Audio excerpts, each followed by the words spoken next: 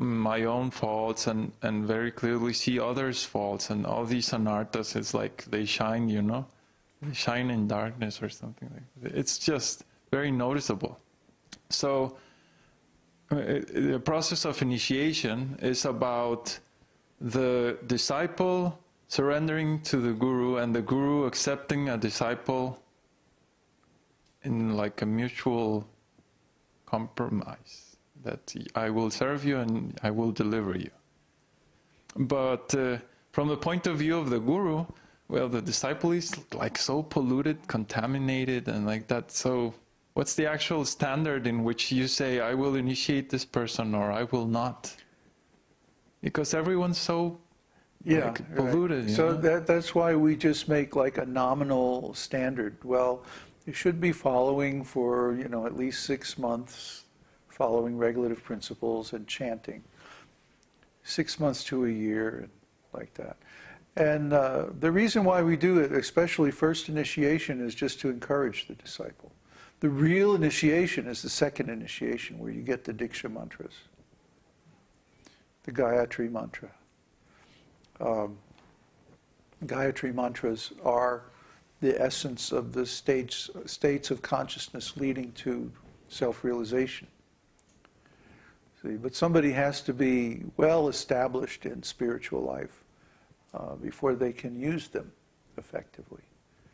And to give them too soon would be very dangerous. So basically the first initiation, the Harinam initiation, is just to say, okay, you know, you're coming along, you're on the path. But the real initiation is the second initiation. And we want to make very high standards for the second initiation.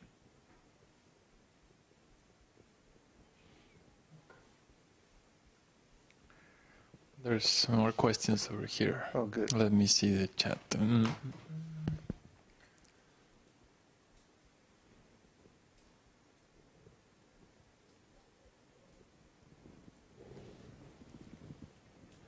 Question from Tiago. With so little time left to the real bad things and changes start happening, how is it possible for the focalizers to learn stuff, create a community, and screen all the people coming? Well, this is what I've just been talking about. It's like we need to get on and do it. Huh? If if we are afraid of the work, or we're lazy and we just don't want to do the work, or we expect somebody else to do the work, then it's not going to get done. So it's like, just do it already.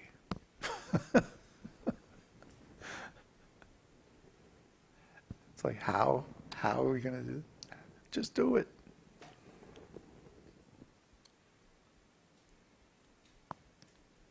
Theo comments, I think many of us are having similar problems. Most people are not even willing to follow an authentic spiritual path.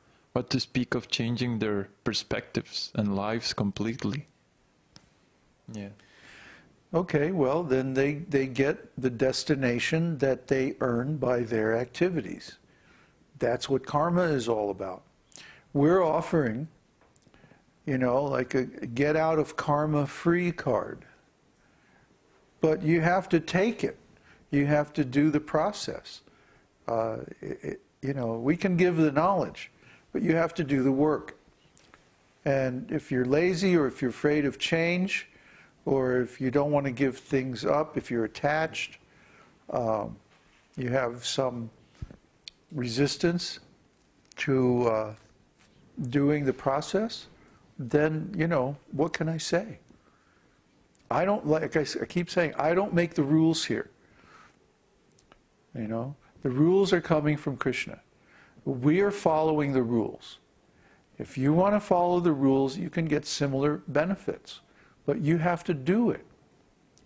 You know, and there's a million rationalizations and excuses why not. But that's not going to help you when the time comes and you're wondering, you know, how you're going to deal with all these changes. What's going to help you is if you take action now.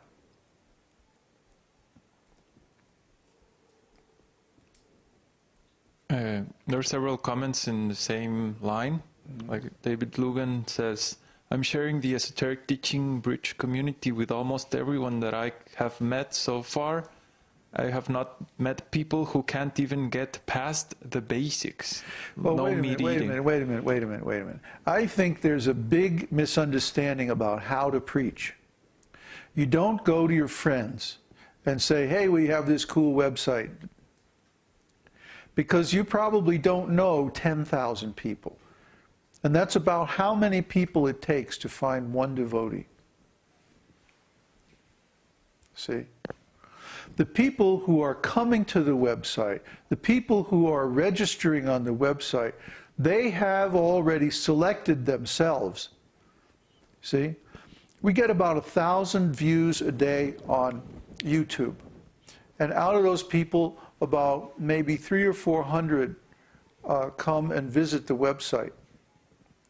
And out of those, maybe 1 or 2 will actually stick around or come back and eventually register. You see? So the people who register on the website are the people that we should be preaching to.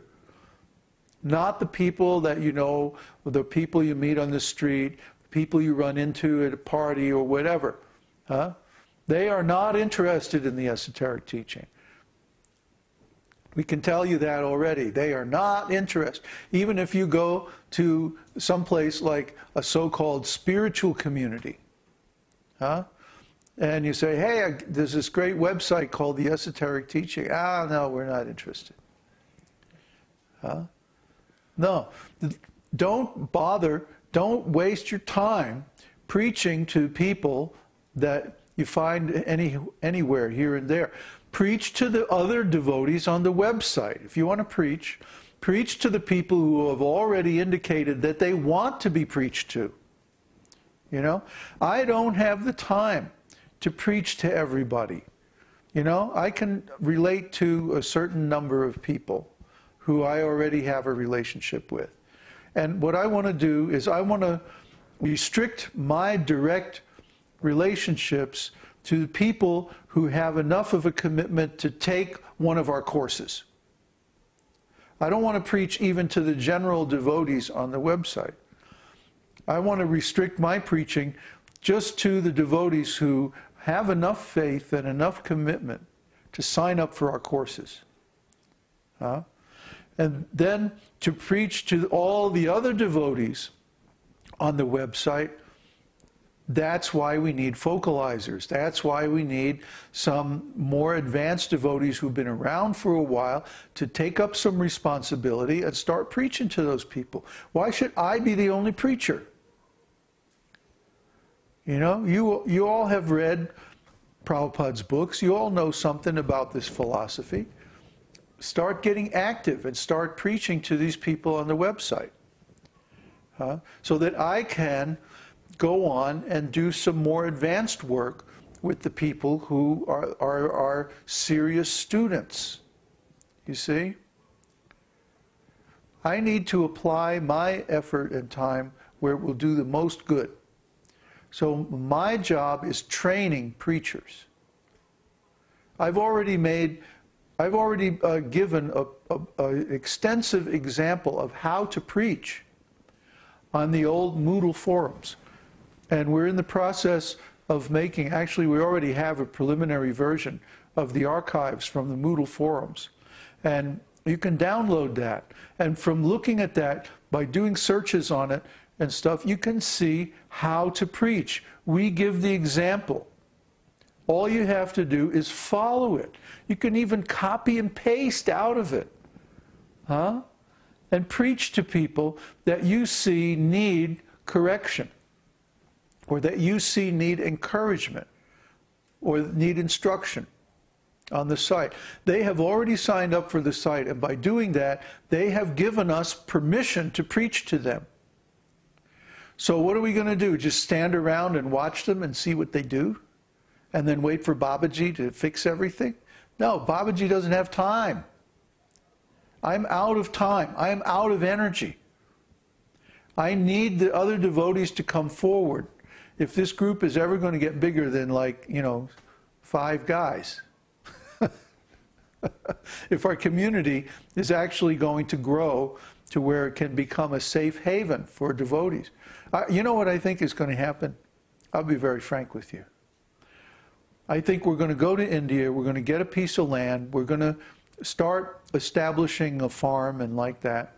And then meanwhile, the economy is going to go completely nuts and crash in the US and in Europe.